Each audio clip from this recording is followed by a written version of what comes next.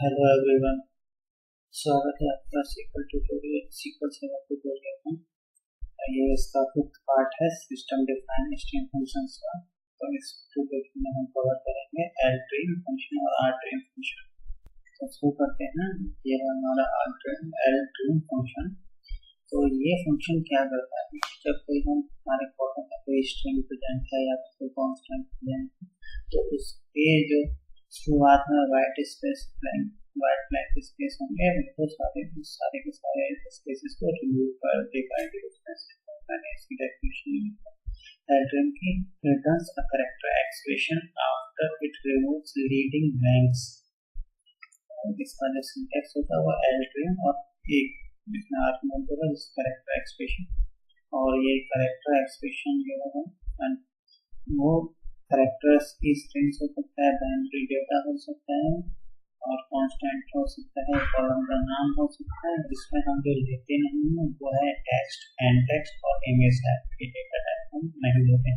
बाकी वो सारे के सारे डेटा टाइप हम इसमें आर्गुमेंट में दे सकते हैं, जो कि इजीली वैर में कन्वर्ट हो जाए। इसमें जो रिटर्न टाइप वापस आएगा वो वैर का होगा और एंड वैर अकॉर्डिंग टू जो हमने आर्गुमेंट पास किया है। आपको बताता हूँ मैं आपको भी कैसे इसका प्रयोग कर सकते हैं। मैं इसमें 5 स्पेस छोड़ देता हूँ और एक स्ट्रिंग लिखता हूँ।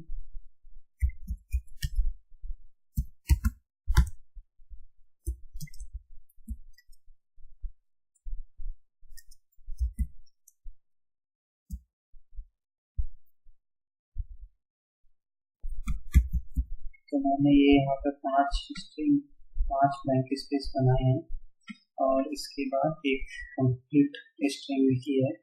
तो मैं इसको एग्जीक्यूट करके दिखता हूँ आपको। और इसको पहले एक नॉर्मल दिखाना है, उसके बाद दूसरा हम फंक्शन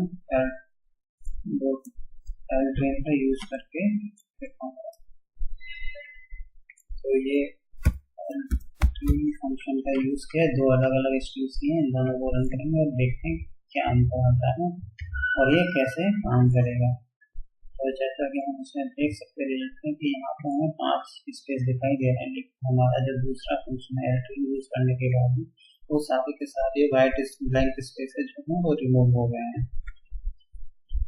और मैं आपको एक और एग्जांपल दिखाऊंगा। जो मैंने एक टेबल है मेरा, ये टेबल बनाया हुआ है, उसमें उसको यूज किया गया है।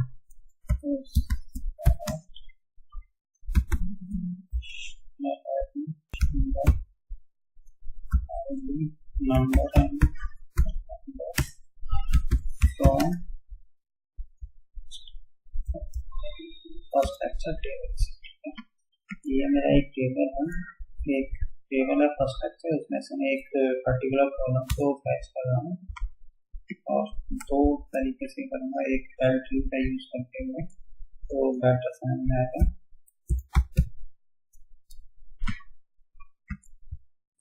ये कमांड को रन किया,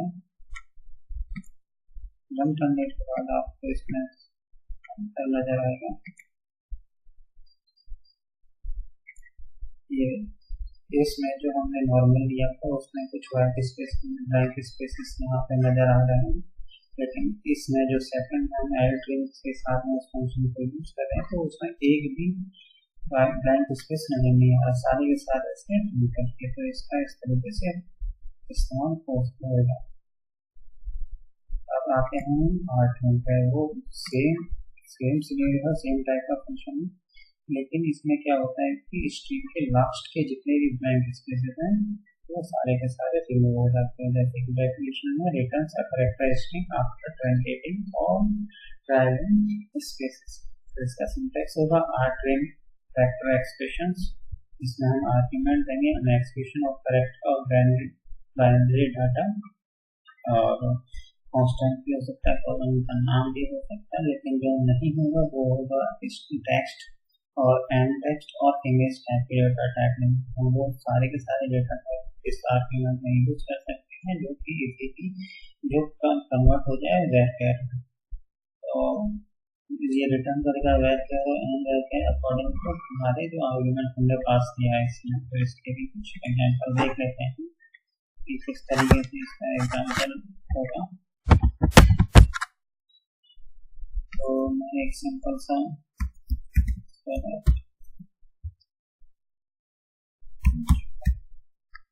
एक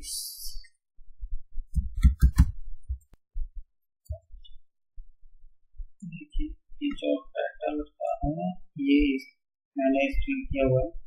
तो इसमें क्या है मैंने राइट में स्पेस किया, लेकिन इसमें ऐसे पता नहीं चलेगा। तो इसको पता करने के लिए एक और क्वेरी लिखते हैं जो प्रॉपर वे से हमको क्या है, मैं एक स्ट्रिंग और जोड़ देता हूँ जो कि इस दोनों के गैप्स को भरेगा। यूज करते हैं कोई भी नाम लेते हैं जैसे कि